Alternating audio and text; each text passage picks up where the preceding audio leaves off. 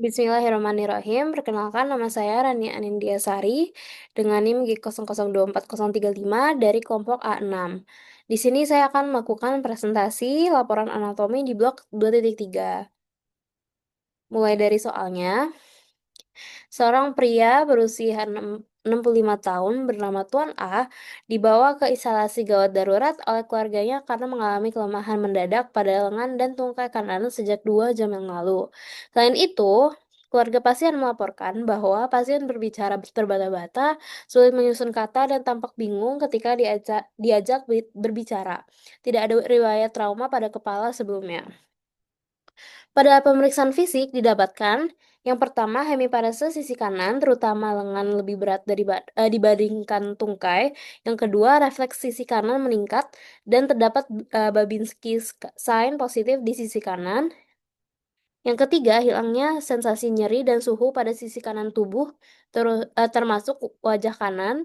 Yang keempat, saat diminta menjulurkan lidah pasien menyimpang ke arah kiri. Yang terakhir, pasien tampak kesulitan berbicara secara motorik, afasia non-fluent, tetapi memahami instruksi sederhana. Lalu, riwayat medis menunjukkan bahwa pasien merupakan perokok aktif, memiliki hipertensi, dan diabetes mellitus yang tidak terkontrol. Pemeriksaan CT scan kepala menunjukkan infark iskemik pada lobus frontalis dan parietalis kiri, terutama di area korteks motorik dan sensorik primer. Terdapat pula iskemia parsial di pons kiri. Oke, untuk soal yang pertama, jelaskan struktur pembentuk circulus Willis mulai dari bagian anterior hingga posterior. Sebutkan juga fungsinya dalam menjaga perfusi serebral saat terjadi sumbatan pada salah satu arteri besar. Oke, langsung saja. Untuk di bagian depan terdapat arteri cerebri anterior. Yang ini merupakan arteri cerebri anterior yang menghubungkan antara arteri cerebri anterior dextra dan sinistra. Itu adalah arteri communicans anterior. Lalu darah dari arteri cerebri anterior berasal dari arteri carotis interna, dextra, dan sinistra. Dan di arteri carotis interna, dextra, sinistra itu juga bercabang menjadi arteri cerebri media yang ini.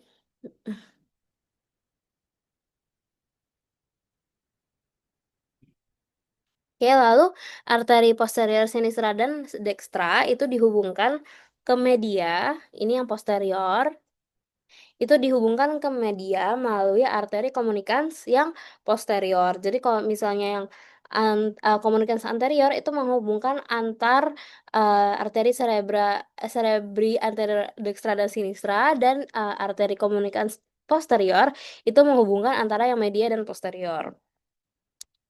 Lalu arteri cerebri posterior itu berasal dari arteri basilaris yang ini, yang menghubungkan antar arteri vertebralis dextra dan sinistra.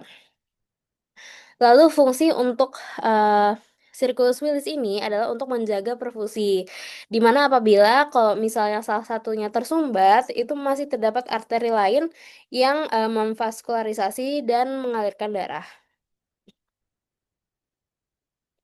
Lanjut ke sebutkan dan jelaskan perbedaan antara traktus corticospinalis dan traktus spinothalamikus yang meliputi fungsi utama, titik awal dan akhir, lokasi penyilangan, dan letak relatif di medulla spinalis. Yang ini merupakan untuk traktus corticospinalis. Nah, untuk corticospinalis itu traktus yang descendens, yaitu untuk memberikan impuls motorik kepada otot-otot di bagian perifer.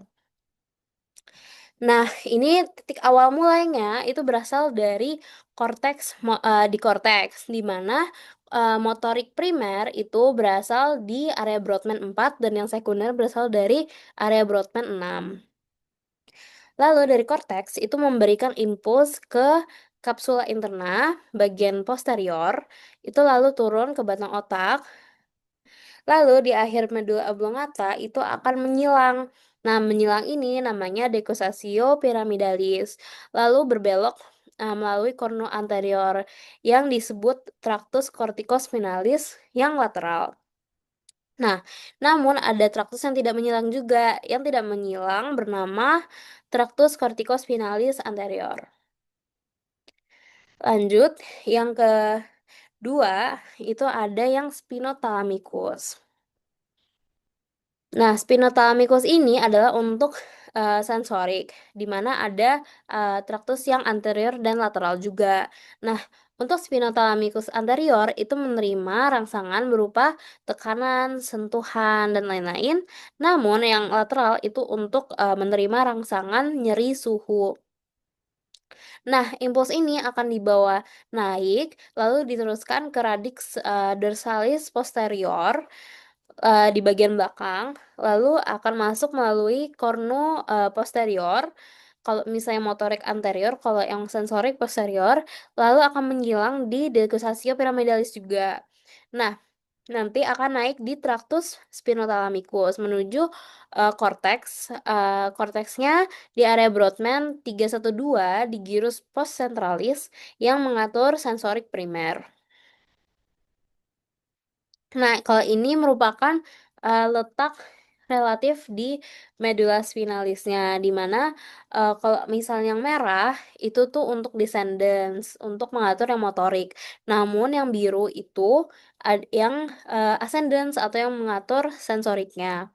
Nah, kenapa? Ini sebenarnya cuma ada corticospinalis dan spinothalamicus yang tadi aku bahas, tapi mengapa ada traktus yang lebih banyak? Nah, traktus yang lebih banyak itu disebut dengan traktus extra pyramidalis, di mana traktus extra pyramidalis itu merupakan traktus yang menopang fungsi dari traktus pyramidalis.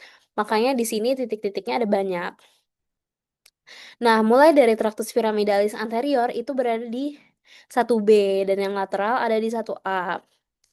Di mana ada spinothalamicus anterior berada di 5B dan yang lateral berada di 5A.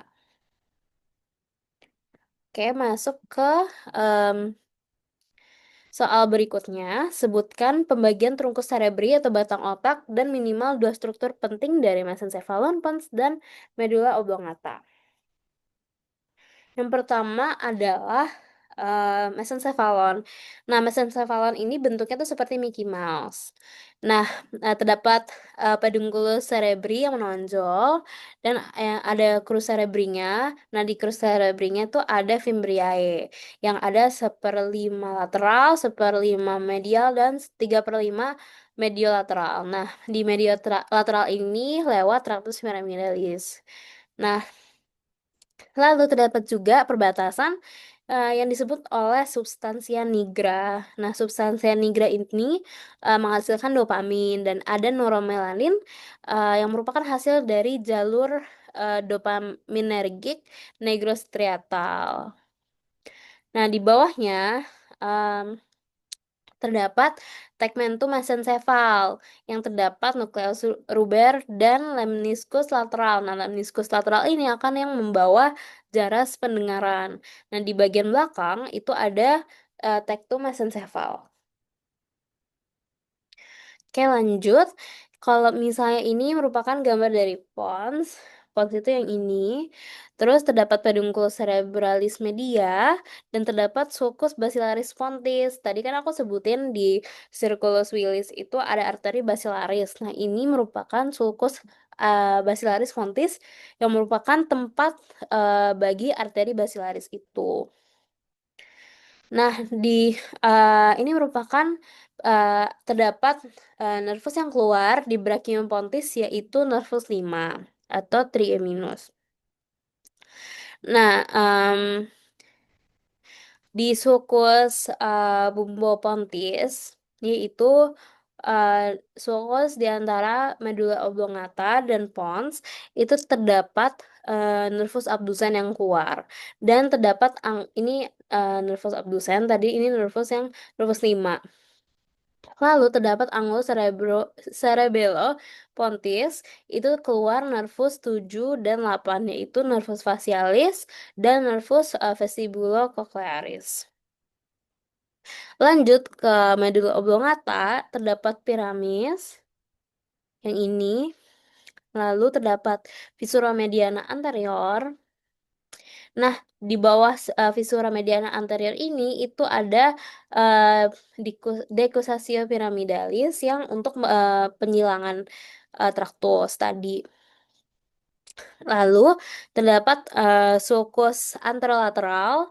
Ini sulcus anterolateral itu yaitu untuk di mana nanti keluar nervus 12 atau nervus hypoglossum. Lalu ada sulcus posterolateral yang merupakan keluarnya tiga nervus, yaitu nervus 9, 10, dan 11, glossopharyngeal, vagus, dan accessorius. Lalu terdapat peninggian oliva inferior dan lain-lain. Oke, lanjut ke ini merupakan di bagian belakangnya. Nah, terdapat kolikulus. Kolikulus ini yang bentuknya seperti ini. Nah, lalu terdapat tempat keluarnya nervus 4, yaitu di bagian kaudal dari kolikulus inferior. Nah, di di cerebellum ini terdapat tiga pedunculus, ada yang ke mesencephal, pons, dan ke medulla oblongata. Di sini juga terlihat ada sulcus medianus posterior dan sulcus limitans, dan terdapat penonjolan tuberculum coneatus dan gracilis. Ini penonjolannya. Nah, ini fascikulusnya nanti ada di sini. Ini sebenarnya sama aja sih. Oke, jelaskan asal-usul, nukleus, dan fungsi dari tiga nervus cranialis motorik murni, misal nervus oculomotorius, trochlearis, dan abdusen, serta akibat lesi pada upper motor neuron dan lower motor motor neuronnya. Oke, untuk asal-usul nukleusnya, untuk nervus oculomotorius itu berada di sekitar colliculus superior. Kalau misalnya untuk nervus trochlearis itu berada di sekitar di bawah colliculus inferior, dan untuk yang nervus abducens itu sekitar di colliculus facialis. Untuk fungsinya untuk misalnya nervus 3, 4, dan 6 itu uh, general somatic efferent, itu untuk menggerakkan otot skelet. Nah, khususnya di mata, nervus-nervus ini berfungsi sebagai pengatur arah dari muskulus extraoculi di mata. Kalau misalnya lesi di upper motor neuron, yaitu sampai sebelum menyilang, kalau lesi itu secara keseluruhan itu bisa membuat otot matanya tidak bisa melihat ke salah satu arah. Jadi kalau misalnya rusaknya di nervus abducens, yaitu nervus yang menginervasi otot rectus lateral, itu kalau misalnya rectus lateral itu ototnya melihat ke samping, itu kalau misalnya rusak di situ, itu matanya mengalami kesulitan atau keterlambatan untuk melihat ke samping. Oke, jelaskan lokasi dan fungsi dari area Brodmann berikut ini. Area 4, area 312, area 44 dan 45, dan area 22. Kalau yang 4, itu berada di presentralis. Nah, oke, terus presentralis itu apa? Sulcocentralis itu berada di sini. Jadi yang berada di sini itu yang yang berada di sini post. Nah, yang 4 itu ada di presentralis, gyrus presentralis, di mana itu merupakan area motorik primer yang mengatur gerakan motorik, tapi uh, masih berupa motorik kasar. Nanti akan dihaluskan di ganglia basalis atau dibantu dengan area motorik yang keenam. Yang kedua adalah area 123 atau 312. Nah, 312 itu berada di belakang dari sulcus centralis, yaitu merupakan berada di gyrus postcentralis. Nah, kalau misalnya 312 ini adalah merupakan area Brodmann sensorik primer. Nah, sensorik primer itu berfungsi sebagai sensor umum yang disalurkan ke korteks, lalu nanti tubuh tahu rangsangannya apa. Misalnya nyeri atau tekan atau suhu dan lain-lain, itu akan dibawa ke 312. Yang ketiga ada area 44 dan 45. Nah, 44 dan 45 ini berada di sekitar lobus frontalis yang merupakan area Broca atau berbicara dengan motorik. Kalau misalnya ada masalah, maka orang itu kesulitan untuk berbicaranya, tapi untuk memahaminya itu masih bisa. Seperti pada kasus yang dibahas ini, kesulitan untuk berbicara, tapi dapat memahami instruksi-instruksi yang sederhana. Yang terakhir adalah area 22. Area 22 ini terletak di sekitar lobus temporal atau parietal.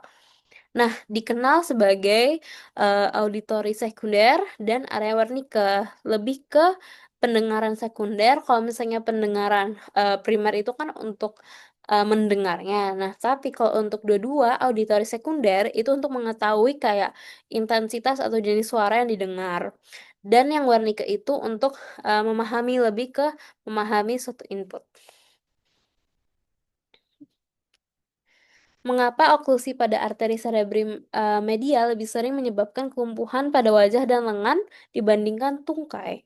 Jelaskan dengan mengaitkan distribusi vaskular dan homunculus motorik. Karena homunculus untuk tungkai lebih medial, ini kan kelihatan pada gambarnya kalau misalnya tungkai itu lebih medial dibandingkan lengan dan wajah. Dan middle cerebral artery atau arteri cerebral media itu tuh berjalan di lobus temporal dan frontalis. Jadi kurang ke medial dari otak. Jadi kalau misalnya terdapat oklusi pada arteri cerebral media itu uh, yang terkena duluan itu adalah lengan dan wajah. Namun kalau parah itu baru mengenai yang tungkai. Yang terakhir adalah jelaskan mekanisme kompensasi vaskular yang terjadi jika terdapat oklusi pada arteri karotis interna kiri dengan mengaitkan struktur sirkulus Willi yang terlibat. Nah, kalau misalnya di arteri karotis kiri terhambat, em, bisa digantikan vaskularisasinya dengan arteri lain. Namun, walaupun mungkin vaskularisasinya tidak terlalu banyak atau lebih banyak seperti sebagaimana mestinya, itu tetap bisa memberikan nutrisi ke otak. Dan arteri cerebri anterior dan komunikans posterior itu masih bisa divaskularisasi oleh arteri komunikans anterior dan cerebri posterior. Mungkin untuk laporan 2.3 ini cukup ini saja. Maafkan bila ada salah kata. Wassalamualaikum warahmatullahi wabarakatuh.